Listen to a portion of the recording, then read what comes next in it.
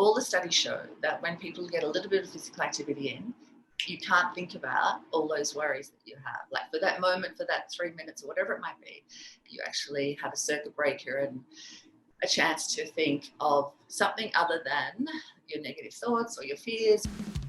It's the Health in the Real World podcast. It's time to start the show with Chris Janke as your host. Here to give you everything that you need when it comes to fitness strategies. We keep it simple and easy. It's your roadmap to get healthy. You don't need equipment and you don't need a gym. Just the right strategies to get you fit and trim. Welcome to Health in the Real World. I'm Chris Janke, and I'm here today with Rose Campbell. Rose is a trainer. Rose, how you doing today? I'm pretty good, thanks, Chris. Thanks for having me. Absolutely. Long way over the sea. I know we are opposite ends of the world. It's 5 p.m. here. What time is it? Where are you in Australia? Monday morning. And it's Monday morning for you. It's Sunday evening for me. So this is cool. Yeah, we worked it out schedule-wise. So here we are. Rose, why don't you give a brief introduction as far as who you are, what kind of clients you work with, and what you do in the fitness world?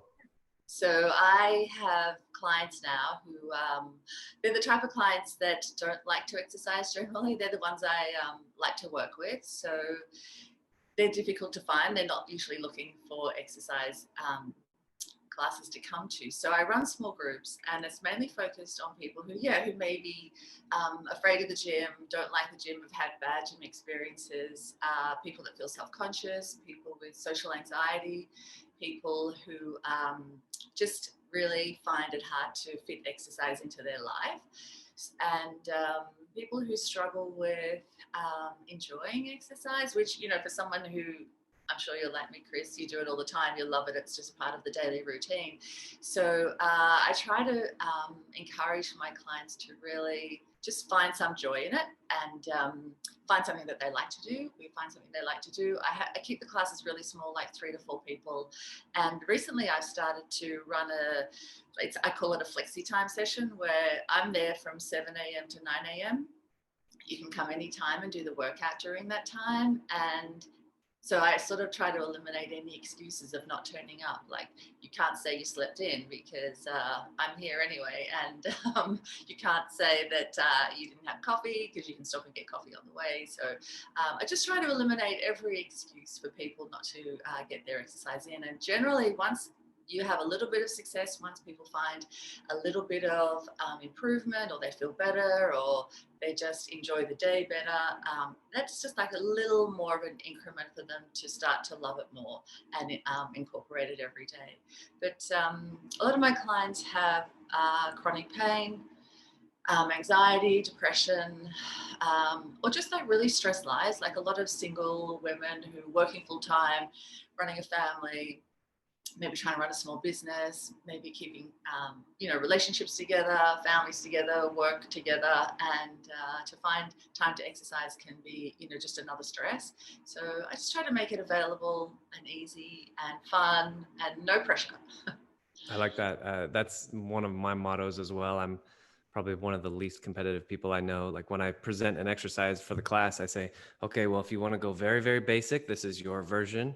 If you want to go a little harder, this is what you're going to try to do. If you want to go harder, and I leave it up to them. I say, it shouldn't be that your trainer's more motivated and excited than you are to do something, right? It's like, I would imagine, or I'm maybe guessing here, but because what I do is I just present, okay, hey guys, welcome. This is great. I'm glad you made it. But it's not like, come on, yeah, you could do it, right?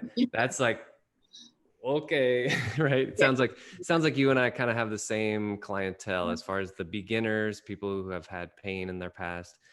Yeah, And sure. We can definitely talk about like said, just you got here, which is great. You're here today, and that's going to be great. And for people with anxiety and, particularly that social anxiety of not liking to be around other people, or they feel very exposed, very vulnerable in a group, it works well for them, I think. Like, just the no pressure, they're invisible in the room, if they want to be. Yeah, absolutely. I think that's a great segue to the next thing, because my next question is, what's one of the most important things somebody can do to get healthy? And I think one of the answers is just like you just said it, just show up, just come to class, right? So what do you tell the beginner as far as what they can do to get healthy? Um, I really like to say small steps. Come one day, see if there's any change. Come another day, and just monitor each step along the way. How does you feel? And generally, like most people feel good, don't they? Like I've never had anyone say that was terrible. I wish I hadn't come. And I think what I learned, like I just went back to university and got my degree in exercise science, finished in 2018, and my focus was health promotion. And we did a lot of work on behavior change. And there's a lot of theory now behind how people actually change behavior. They, you need to have a plan, of course, and you need to have measurable outcomes. But at the same time, people will always, have a setback or feel that they've failed, or if they've tried before and not succeeded, then they're out. That's it. We're not coming back to exercise because it was just too hard and I failed. And they sort of get a history of that feeling of not completing, not achieving. And so the theory is now with behavior change that like little steps that are achievable all the time can really just build a whole feeling of achievement. So I went to the class, I felt good. I'll go again next week or tomorrow or whenever that might be. And people will always, I guess, fall off the wagon, so to speak. But I try not to think of it as that. I just see it as more like their journey. It's just, Right. I know that might sound a bit cliche, but it's just like, this is the path we're on. It may be a dip here and there, but generally the path forward is we're going to incorporate physical activity into your life somehow. And every day would be great, but, if not, it's not the end of the world. We've always got tomorrow. Right. Yeah, a really good analogy that just popped into my head as you were talking about falling off the wagon. It's almost like you're just walking down the sidewalk and you're on a little path and maybe it's like 3 feet wide. And just for a moment, you accidentally step on the grass. Yeah. And then everybody would say, oh, you make a little correction, you're back on the sidewalk.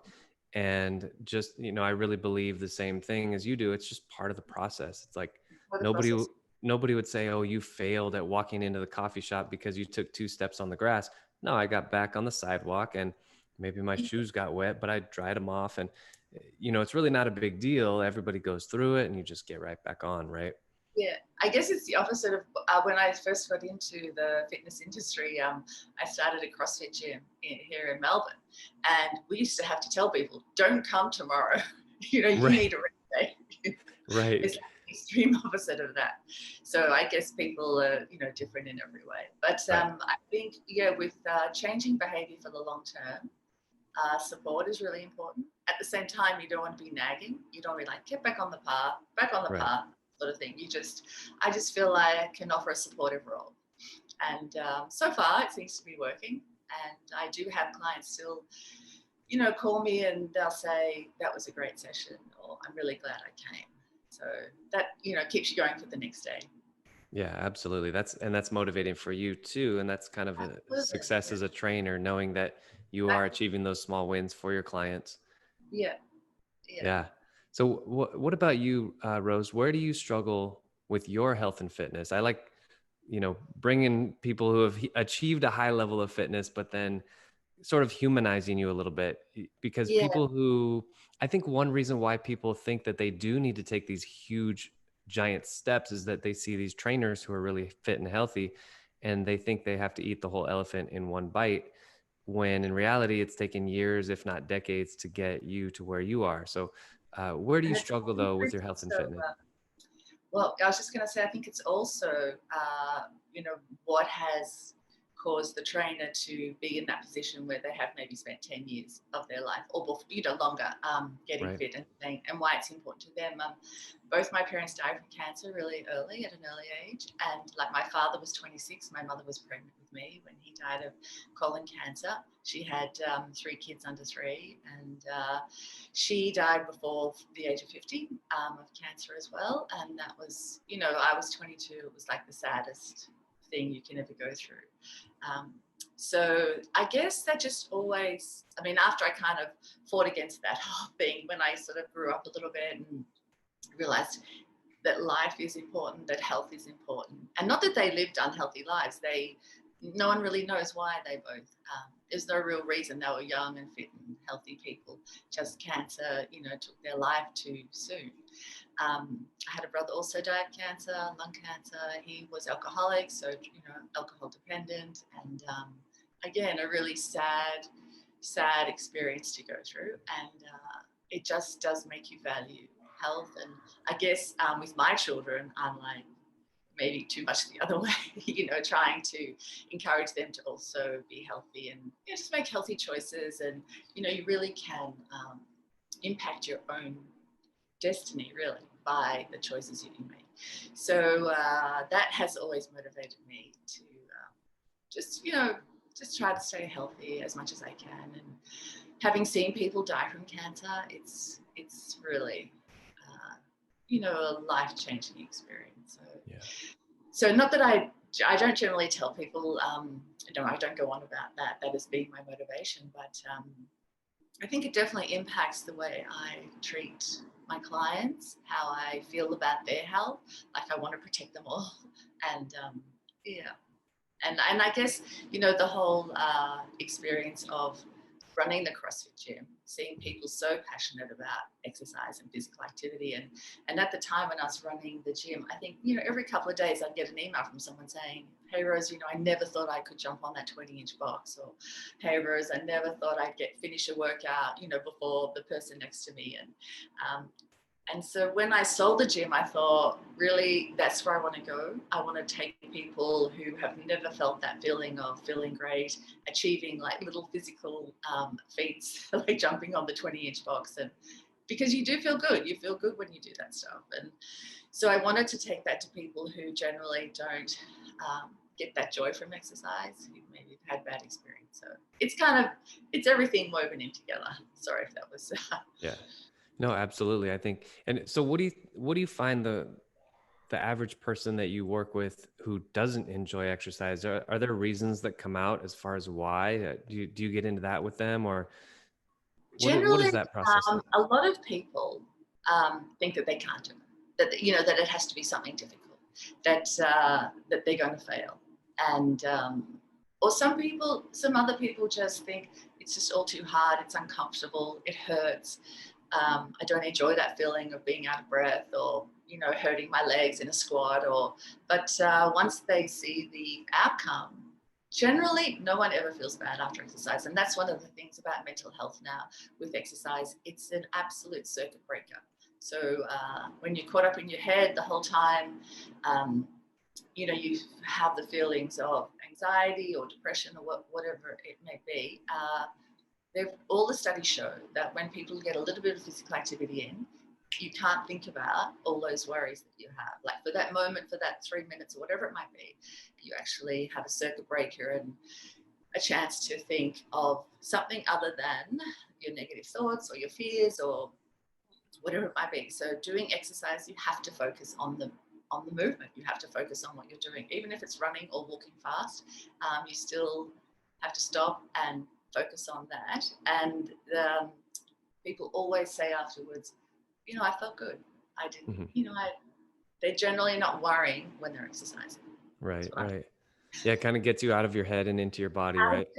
Yeah. But it's not just you making it up. Like all the studies show that now with mental health, right, that exercise really does positively impact your mental health, even after one session. Yeah, 100% agree. Yeah. So what do you think, because it's really interesting that you started out as a CrossFit gym owner and now you're working with beginners. What do you think?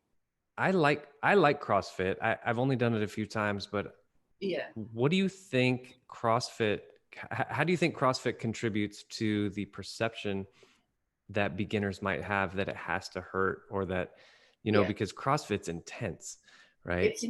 It certainly attracts a personality type, that's for sure. Yeah. But I think when it started in Australia, it was the first type of group fitness sessions. I think there was a bit of Les Mills stuff in the big gyms, but CrossFit was really something new and very different in Australia. And Australians took to it pretty quickly, like New Zealanders, you know, they kind of loved it straight away. So the business grew really quickly, and people would come looking for it. They'd seen it online, and they would seek us out generally. So we didn't have to advertise or anything. There was no marketing involved, really. And I think beginners just felt that it was too intense. You know, they'd seen someone do it, they heard their friend talk about it. But, you know, I guess you and I know that CrossFit is very much, you know, step by step. You learn step by step, and no one goes there. Well, some people go there being, you know, elite athletes, but not everyone. And I think CrossFit is very good at teaching people really good movement from beginning to, you know, higher level of moving and exercise, you know, technique. So Yeah.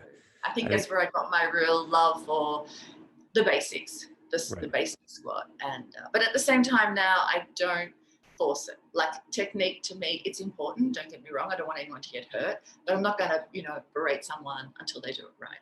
Right. You know, this is a squat for today. That's fine. Let's go with that squat for today. Yeah, absolutely. And meeting people where they are, and I would say fitness is only 2 steps. It's figuring out where you are and then taking just 1 step forward. That's it. And other than that, you know, people get into trouble when they when they think they're higher than they are, or when they think that you don't have a progression for them. Literally, if they've never worked out a day in their lives, you can still figure that, you know, go on a walk or, you know, do something very light, right? Yeah. But I think with CrossFit too, it's a little addictive in its own way. Yeah. And it was great fun times, but crazy. I think that's one issue. It's not the fault of CrossFit. I see it with bodybuilding. I see it with runners, the addicting, you know, the adrenaline aspect, and people get addicted to the movement. And then, you know, when they're at the ripe old age of 42 years old and they hurt themselves. And it's just, I know a lot of people who are addicted to fitness and they literally just cannot stop. And I would say that was me in my early 20s. And fortunately, I kind of got out of that. Now I'm you know, more of like, you know, I'll exercise when I need it. And when I don't, hopefully I'll stop. And I think sometimes those environments can create that feeling of you have to be an elite athlete to, you know, to be part of the group, kind of, to be accepted, or to be, you know, a real CrossFitter or whatever it is, F45. You know, I think there's a bit of a group mentality that can sort of just grow organically. I don't think it's anyone being sort of, you know, trying to create something that's negative, but it just sort of grows organically a little bit of, there's an elite group and then there's the beginner group, and, you know, it's human nature, I guess. Right. Definitely. And there's also a lot of benefits to being in a group, right? There's the encouragement. There's, you know, you miss a couple workouts and you're getting all these text messages like, hey, missed you at the gym today. Hope you're doing okay. You know, stuff like that. There's kind of the community of CrossFit was amazing. We had a great time. Yeah. There's kind of a fine line between being a little bit competitive, you know, and keeping it fun and light. And I think the best workout programs and the best trainers will sort of walk that line, right? And make it fun, but also give you a little push as well. Yeah, for sure. Yeah. And you have to know the client. Like, not everyone likes a push. Right. Yeah, absolutely. So Rose, this has been great, diving into some of the details and intricacies of fitness and different modalities. Let's go real big picture now. I want to put you on a stage, and let's say at a graduation or a corporate event. You've seen a couple of the podcasts, you know what's coming up. Give your 1 to 2 minute motivational speech, bigger picture, you know, life in general. What would you say to those graduates or to those people in the corporate setting? I would say that, and this is completely unrehearsed, I tried to rehearse it, but I just couldn't get it right. I think I would just like to tell people that if you could just be physically active every day for the rest of your life, trust me, you will find joy in that. And if you don't like to do it for whatever reason, and there's a million reasons why, you know, you may not be able to get physically active every day, or you may not have the intention to, but I just would urge you to try something every day, even if you're sitting at your desk. Set a timer for, you know, one part of the day, or twice a day just to do some movement, I can guarantee you it will make you feel better. You will feel better about yourself. You'll feel better about people around you. It improves all aspects of health. It increases bone density. It builds muscle mass so that if you do get injured or you do fall, that you can recover, that you can save yourself from those types of just natural incidences. It helps you breathe better. You have better blood flow. Skin looks better. All aspects of health are improved with exercise. And the other thing is our bodies are meant to do it. Our bodies are made to be physically active. It's actually more unnatural for us to be sitting down all day. And when we move, we become more alert and we just engage better with other people. And of course, I'm generalizing here, but just a little bit of physical activity every day. The guidelines recommend 30 minutes a day and at a moderate intensity. So you want to be able to get your heart rate up and get a bit of a sweat. And then the 30 minutes is over and you've just improved your health for the rest of your life. Sounds good. I agree 100%. So Rose, how do people get in touch with you on social media? I have a online? website, rosecampbell.co, and all my details are there. And yeah, I do remote coaching as well as face-to-face, small groups only. And, I like it if there is a bit of a challenge there for you. So, but, everyone's welcome when we're out of lockdown. Right, exactly. All right, Rose. Well, I really appreciate you joining me today on the Health in the Real World podcast. Hopefully we can talk again. Thank you for having me, Chris, and thanks for staying up late on Sunday night. Thanks for listening to the Health in the Real World show. Make sure to like and subscribe and comment down below. Visit mycorebalance.com to learn more.